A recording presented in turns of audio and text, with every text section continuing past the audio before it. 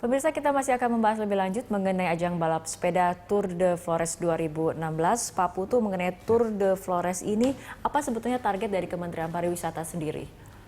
Ya, target itu tentunya kita kehadiran wisatawan mancanegara dan perjalanan wisatawan Nusantara. Karena tahun ini kita pariwisata diberikan target untuk kedatangan wisatawan mancanegara itu ada 12 juta tahun 2016 ini. Kemudian wisnusnya itu adalah 260 juta perjalanan. Jadi dengan adanya Tour de Flores ini, mudah-mudahan kita bisa meningkatkan, mencapai target yang sudah dibebankan kepada kita. Jadi kita mencoba dengan ada event-event begini, ada Tour de Singkara, kemudian Tour de Ijen, kemudian sekarang ada Tour de Flores ini akan bisa mendatangkan wisatawan yang lebih banyak lagi. Ya, kalau misalnya kita bandingkan memang dengan Tour de Singkarak yang sudah digelar sejak 2009 seperti itu ya Pak. Ada kemudian ada juga Tour de Ijen sejak 2012, ini memang memiliki dampak pariwisata yang luar biasa terhadap masing-masing daerah. Itu pula kemudian yang memang diharapkan juga dengan Tour de Flores di tahun 2016 ini. Iya, pastinya begitu Mbak. Jadi memang dengan kita pariwisata ini yang sudah menjadi target pemerintah, yang menjadi faktor prioritas ini. Jadi kita tahun ini dari tahun 2015 ke 2016 ini ada peningkatan sekitar 20% wisatawan mancanegara. Jadi 10 juta menjadi 12 juta. Nah, dengan target ini kita berharap ke Flores itu pun kita mengharapkan ada peningkatan jumlah wisatawan yang hadir.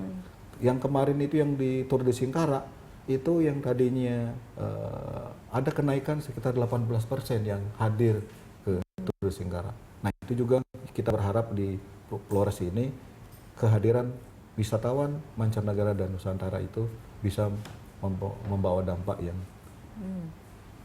positif terhadap target. Karena sport tourism ini memang sudah terbukti bisa menggenjot pariwisata masing-masing daerah seperti itu ya. Kalau misalnya kita lihat di luar ada olimpiade ataupun kejuaraan ini akan bola dengan cepat seperti banget, itu ya. Dengan olahraga itu akan cuma dilihat orang dan dinikmati orang, sehingga orang akan ditantang untuk bisa hadir di acara begini. Itu yang kita terus lakukan. Ya, apalagi Pulau Komodo ini nampaknya sudah mulai mencuri perhatian dunia seperti itu ya Pak ya. Bukan sekarang, dari lama itu sudah menjadi binatang langka ini, sudah menjadi ikon di Indonesia, khususnya di Nusa Tenggara Timur.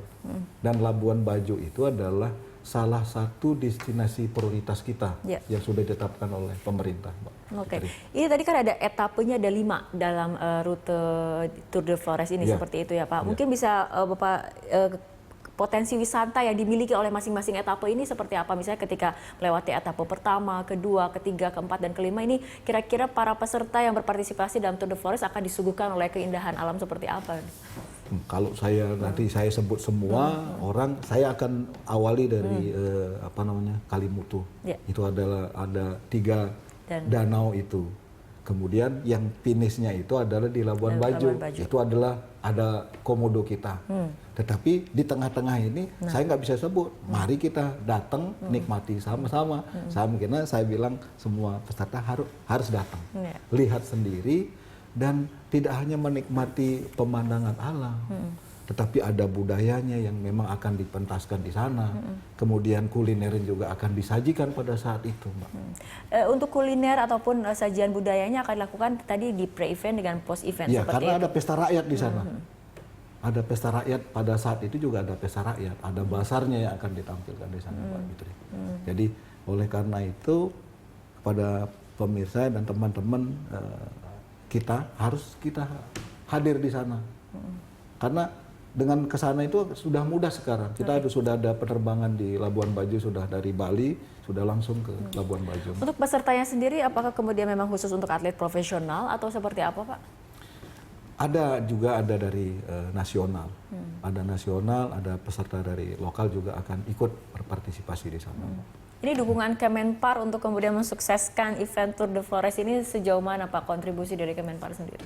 Jadi memang kementerian ini adalah kementerian marketing katanya. Jadi kita memfasilitasi teman-teman daerah untuk selalu orang yang tidak dikenal menjadi dikenal.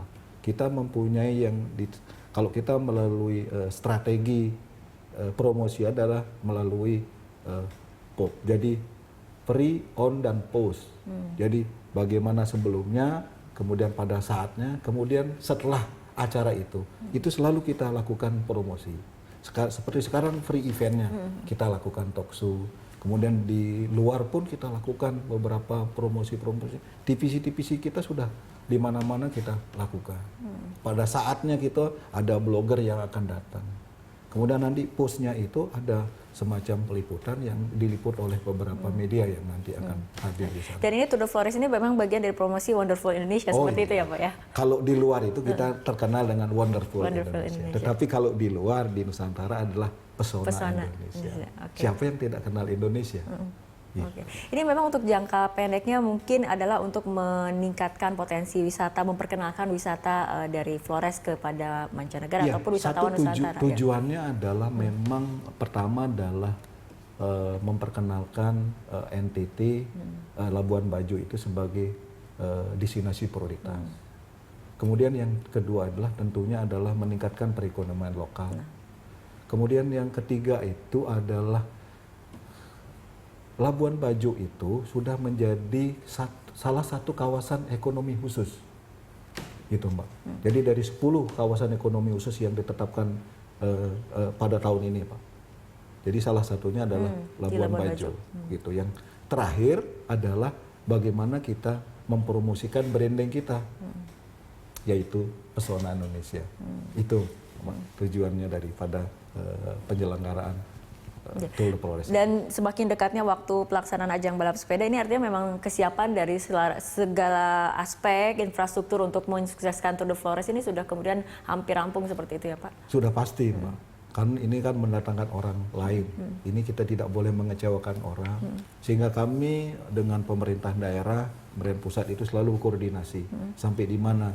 Sehingga jangan sampai orang yang datang ini jangan sampai kecewa. Karena pariwisata itu yang diharapkan adalah repeater, Mbak. Kalau orang sampai kecewa ini yang sangat bahaya. Oleh karena itu, mari kita, kalau orang datang, mari kita layani dengan baik. Sehingga orang dengan baik mereka akan menyampaikan. Kalau dia punya suami atau istri, dia akan sampaikan suami istrinya. Kalau dia punya anak kepada anaknya, kepada saudaranya. Gitu, Pak. Oke, Pak Putu, kita akan masih lanjutkan perbincangan, tapi kita seperti biasa ikuti jeda berikut terlebih dahulu.